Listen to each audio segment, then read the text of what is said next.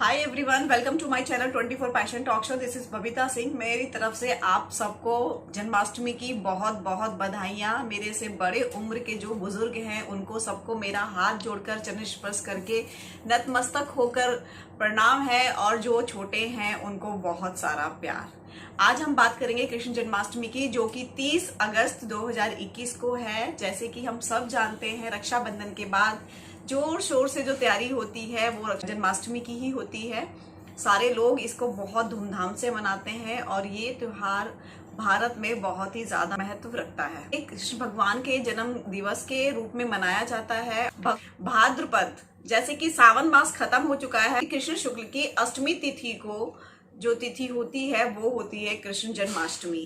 कृष्ण जन्माष्टमी के दिन लोग बाग पूजा व्रत करते हैं, उनका बाल रूप की पूजा अर्चना करते हैं, उनके बाल रूप का साज श्रृंगार करते हैं और पूरे दिन उपवास रखते हैं, और रात्रि को उनके जन्म के समय में रोहिणी नक्षत्र में अपने व्रत का पारण करते हैं। ये कैसे करना है, क्या इसके शुभ मुहूर्त है इस बार, और कैसे क्या क्या पूजा विधि है, ये सारी डिटेल में मैं बताने वाली हूँ आपके साथ में। Please stay tune to my channel 24 passion talk show.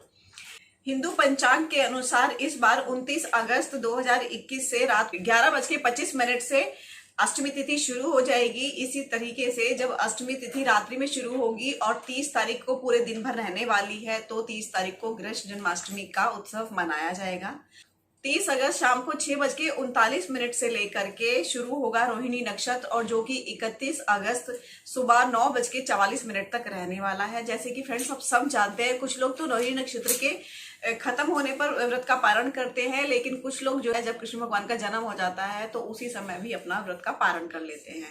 Friends, इस व्रत की विधि क्या है यहाँ बात करते हैं। सुबह स्नान करना है और अपने घर के मंदिर को साफ रखना है, और उसमें दीप प्रज्वलित करने के बाद, जैसे कि हम सब जानते हैं कि कृष्ण भगवान की जो पूजा अर्चना करी जाती है जन्माष्टमी के दिन, वो रोहिणी नक्षत्र में करना बहुत ही ज्यादा शुभ माना जाता है। और इस बार जो है शुभ मुहूर्त रोहिणी नक्षत्र वैसे तो 30 अगस्त को 6 शाम को 25 मिनट से शुरू हो जाएगा, और ये अगले दिन 31 अगस्त सुबह 9:44 तक रहने वाला है। श्री कृष्ण जन्माष्टमी की पूजा का शुभ मुहूर्त 30 अगस्त को रात्रि 11:59 से देर रात 12:44 तक पूजा का शुभ मुहूर्त है, और ये कुल अवधि जो पूजा की होगी 44 मिनट की होगी रोहिणी नक्षत्र में।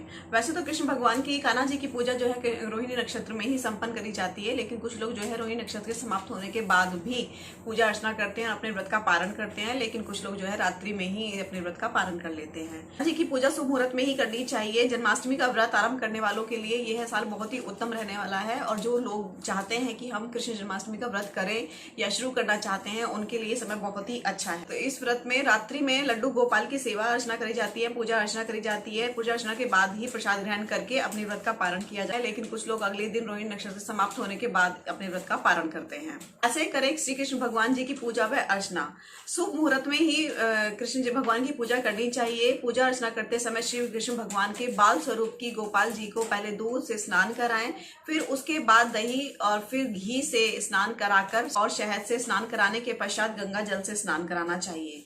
इसके बाद इन्हें नए वस्त्र, सुंदर वस्त्र धारण कराने के बाद इनका पूजन करें। चंदन और अक्षत से तिलक करें, धूप दीप देकर दिखाकर माखन मिश्री तुलसी के पत्ते से भोग लगाएं। इसके बाद इन्हें झूला अवश्य झुलाएं और भजन कीर्तन करें। कृष्ण जन्माष्टमी के दिन जो है श्री कृष्ण भगवान को झूला झुलाने का बहुत ही ज्यादा महत्व है। कहते हैं जैसे जैसे उनका झूला झूलता है, वैसे वैसे जैसे हम उसको हिलाते हैं झूले को, वैसे वैसे हमारे सारे पाप हमारी बॉडी से हिलकर अपने आप नीचे निकल जाते हैं, जमीन में गिर जाते हैं। ये बहुत ही ज्यादा शुभ माना जाता है इस व्रत में करना। कृष्ण जन्माष्टमी के दिन कुछ महा उपाय के बारे में, जिनको करके आप अपनी बहुत सारी समस्याओं से निजात पा सकते हैं। पहला महा उपाय है आर्थिक तंगी के लिए। अगर आप आर्थिक तंगी से परेशान हैं या जूझ रहे हैं, तो इसके लिए आपको क्या करना है, जन्माष्टमी वाले दिन आपको गाय और बछड़े की एक प्रतिमा लाकर अपने घर में स्थापित करनी है। आप देखेंगे कि उनको स्थापित करने के थोड़े दिनों बाद ही आपकी आर्थिक स्थिति सुधरने लगी है और सब कुछ धीरे धीरे नॉर्मल होने लगा है। अगर आपके घर में वास्तु दोष है तो आपको क्या करना है, आपको 8 मोर के पंख लेने हैं और उनको सबको नीचे से सफेद धागे में बांध देना है, और जहां भी या जिस जगह भी आपको लगता है कि आपके घर में वास्तु दोष हो रहा है, उस स्थान पर स्थापित कर देंगे, तो वहां से आपके वास्तु दोष ऑटोमेटिकली खत्म होने लगेगा। अगर फ्रेंड्स आपको लगता है कि आपके घर पे या आपको या आपके बच्चों को किसी को भी बहुत ज्यादा बुरी नजर लगती है, तो आपको अपने घर के दरवाजे पर पहले आप एक शुभ मुहूर्त में मोर के पंख लेकर आए और उनकी पूजा अर्चना करें। उन्हें मंत्रित करने के बाद उन्हें अपने घर के दरवाजे पर स्थापित करना चाहिए।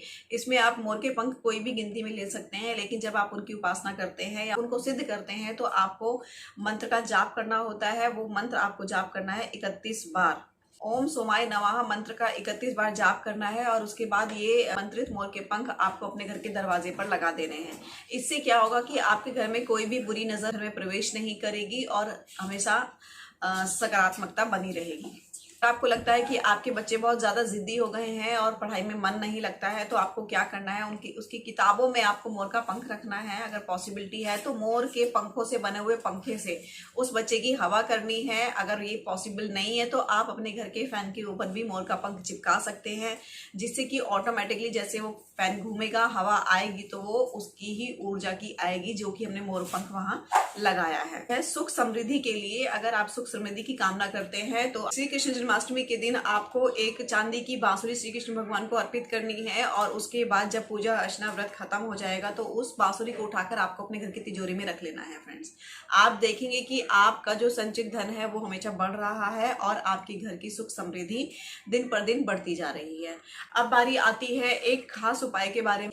श्री कृष्ण जन्माष्टमी के दिन आपको परिजात के फूलों से श्री कृष्ण भगवान की पूजा अर्चना करनी है और ये ध्यान रखना है कि जब आप परिजात के फूल उनको अर्पित करेंगे तो उनको तुलसी दल अवश्य चढ़ाएं, क्योंकि श्री कृष्ण भगवान विष्णु भगवान के अवतार है और लक्ष्मी स्वरूपा जो तुलसी जी हैं वो हमेशा विष्णु भगवान की प्रिय रही हैं और रहती हैं। तो श्री कृष्ण भगवान को जब पूजा अर्चना करें तो आप उनको तुलसी दल अवश्य चढ़ाएं।